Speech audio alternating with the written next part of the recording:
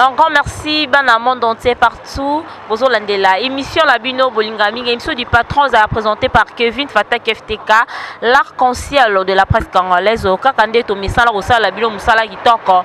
Tozala kibongo et pas ya Kabose Boulembi ya Kobia ya Kobobolo za Congo numéro 1. C'est-à-dire botal niveau dans la mbaloyo, on va beti ya kolemola. Ah non, bala mibalo bosa musala kitoko, c'est-à-dire bolanda bango comment est-ce que bazo beta frappe ya niveau ya osagalate. La yebi que fils écosse azolandanga vraiment on dirait que a osepé la peine élément oyo et puis trésor tikala moi la wale yo loba langa au BFTK en tout cas tout oyo Kabose Boulembi ya kolembola tokos parce que vraiment ba conseil na biso yo ki ngo tebisa ki faut trop de marketing, donc à lundi vraiment va conseil et puis à kolembo les autres bêta rien à dire hein. Donc bon landa ba mibali o bazo bêta sima ya Kabose ya osaranate donc bazo frapper na niveau osaranate bon landa et puis tozonga la bino sima.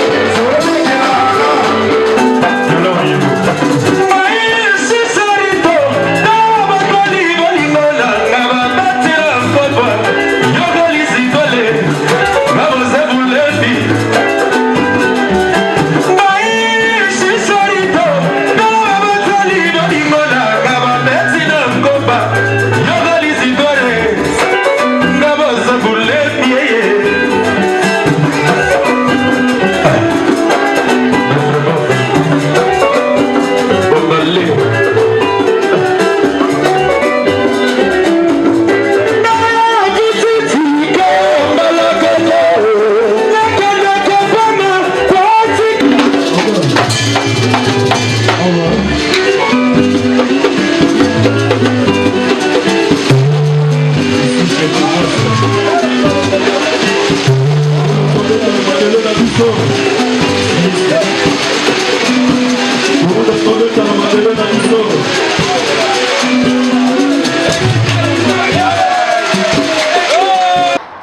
retour sur ce plateau, on a beaucoup de répétition ya kabose commence que ba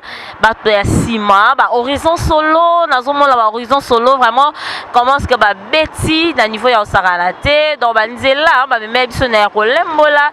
donc aussi là là non pour vous beleki donc vraiment ba beti na niveau osaranate. J'espère que ça libino vraiment énormément du bien et surtout na mon boss Janso qui est le garant de la nation. J'espère que ça lui ouvre bien et pour la unité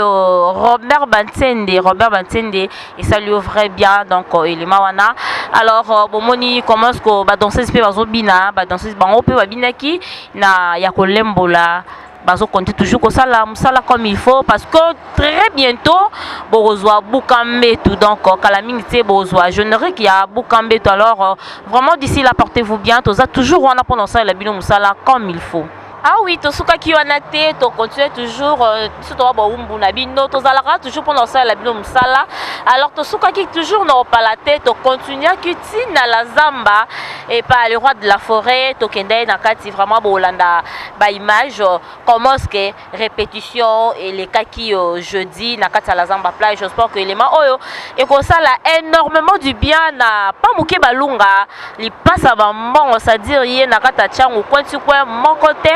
et que ça là est vrai bien et pour la unité et ça la plaisir na emoko evo de la couleur c'est-à-dire évolué et que ça là est vrai bien élément oyo il y a répétition il y a les rois de la forêt ça dit pourtant là-bas la mi baloyo comment est-ce que ba panzanteke comment est-ce que ba panza banzela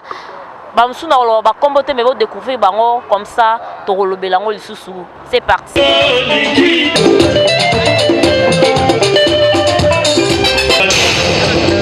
Être le plus au panier, malgré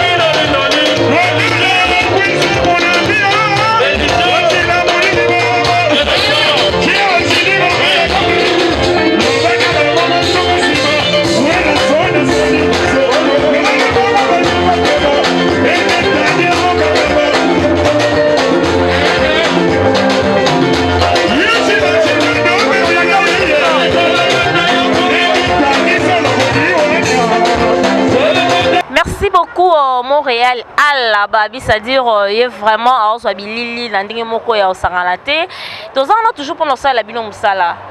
tobi mikolo moi technologie faut changer hein na Top Africa magazine quoi moi technologie faut changer moi ba trop répétition pour sentir comment ce que il nous sa koto zo tambola quoi donc mikolo tobi